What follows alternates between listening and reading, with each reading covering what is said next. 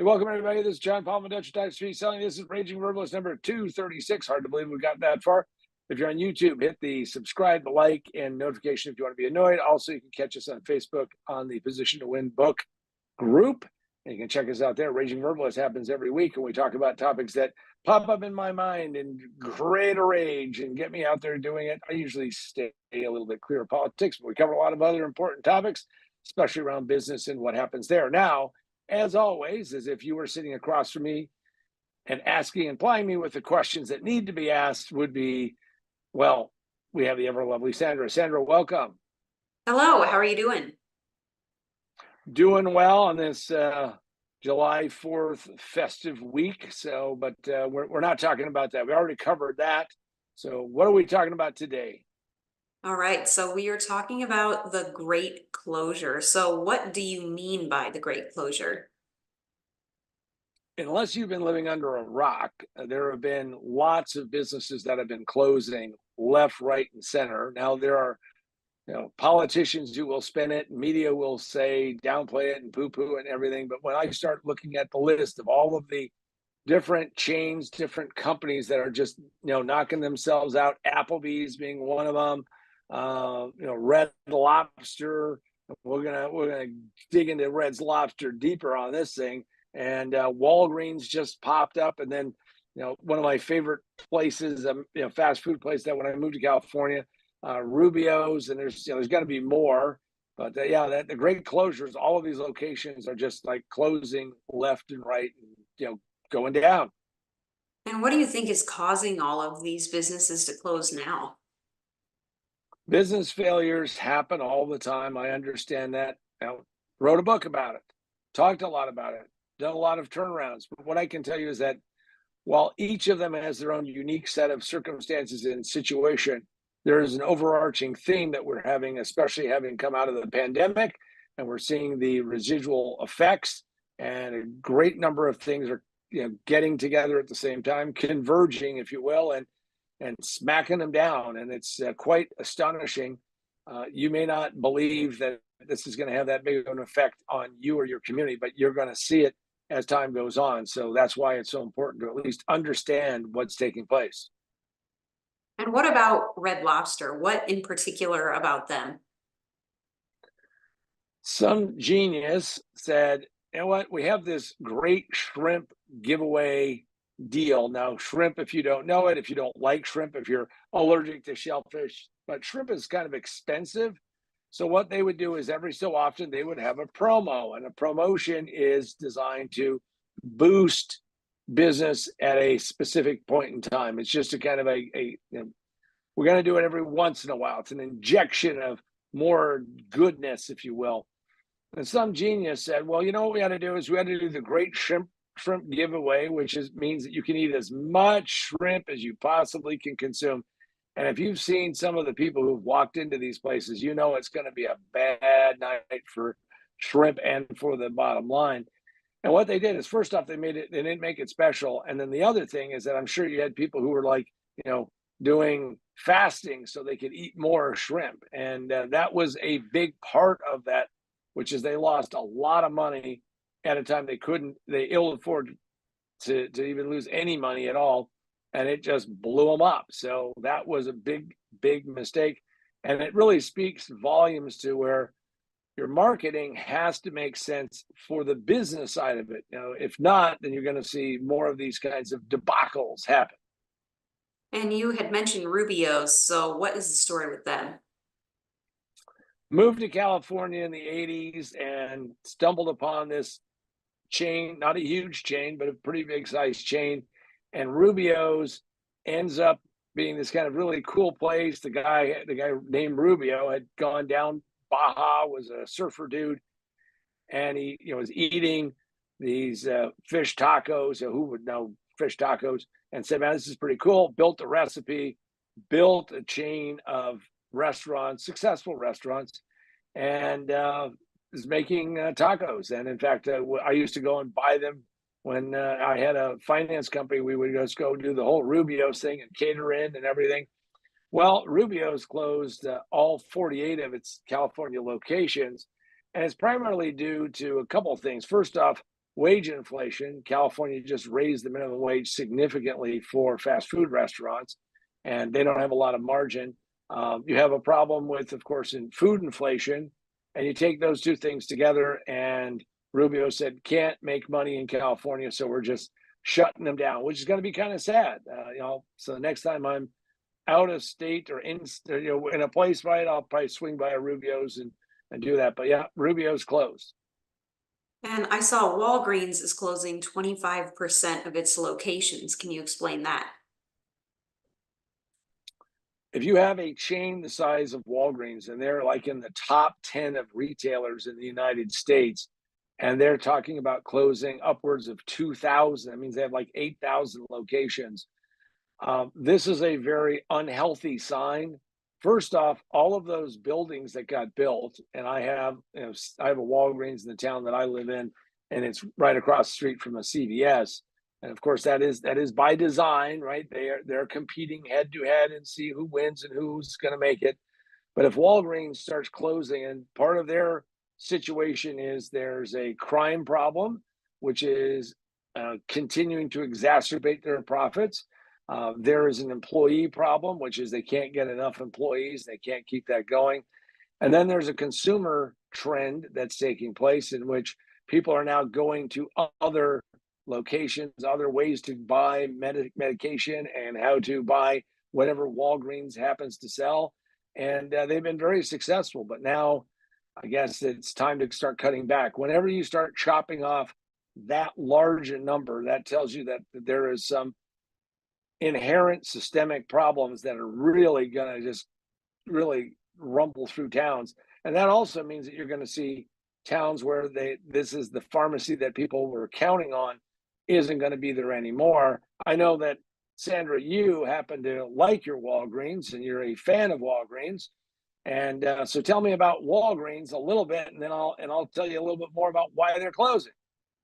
Yeah, so I love our Walgreens. It's what I use all my prescriptions for. I have the rewards points and all of that. It's always clean, it's bright, it's well lit, compared to the CVS across the street. That's complete opposite.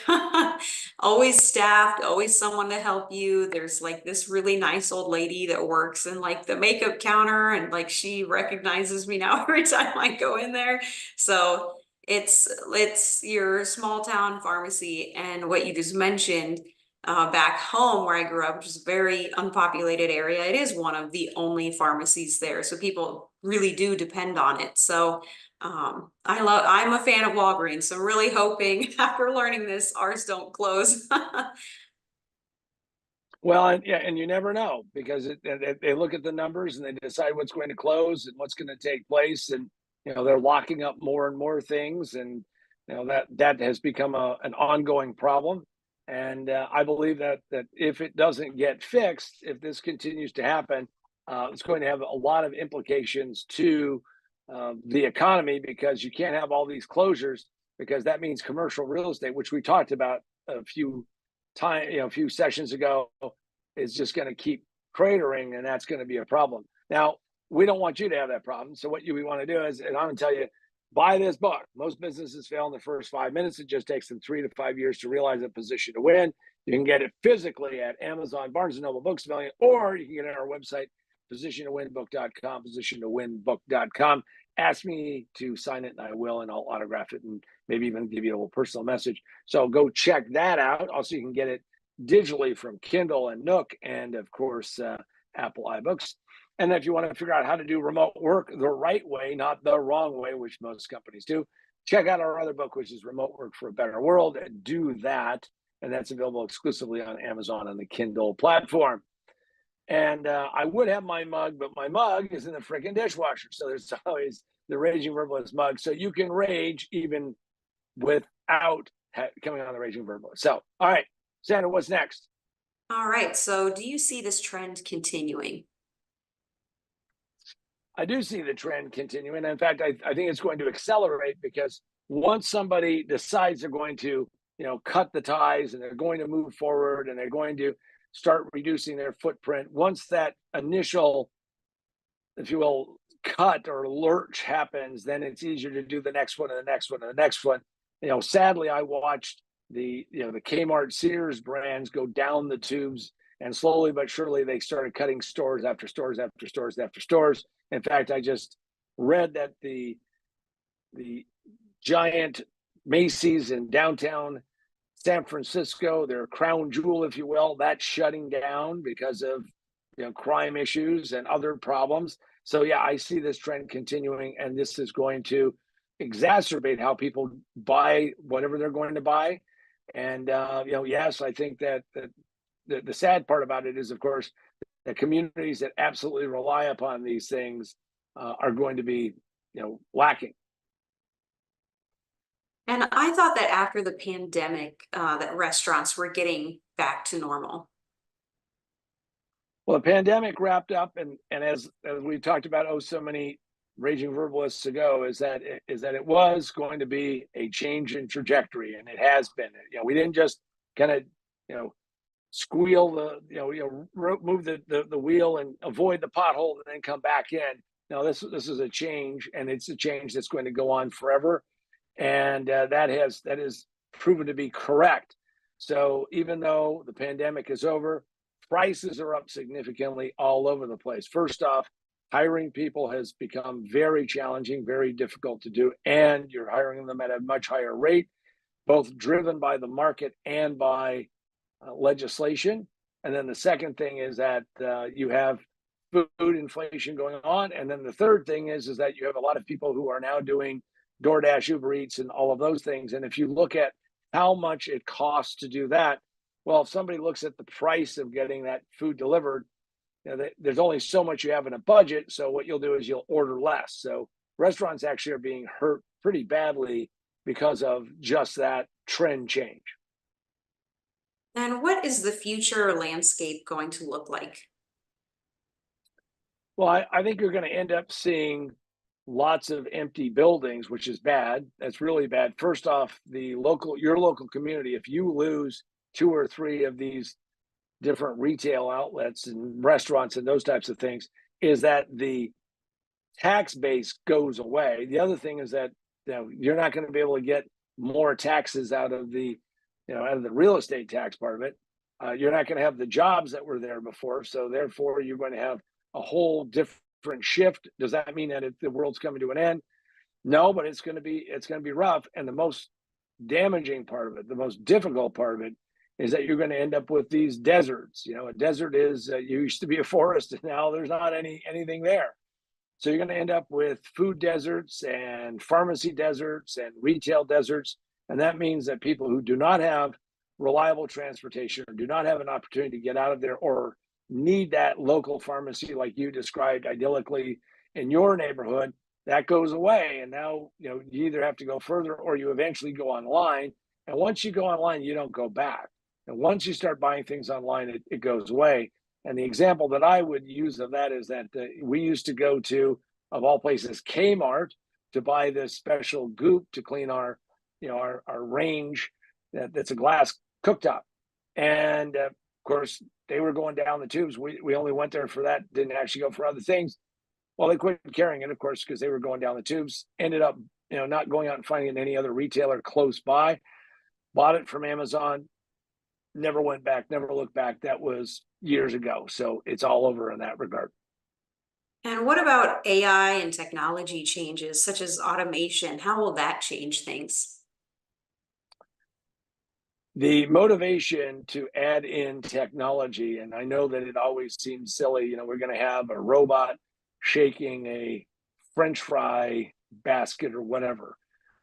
You're going to see AI and technology continuously improve and alter these things. We have been using robotics for years for manufacturing. We have been seeing where this has changed, how things are getting done, and AI will only make it better.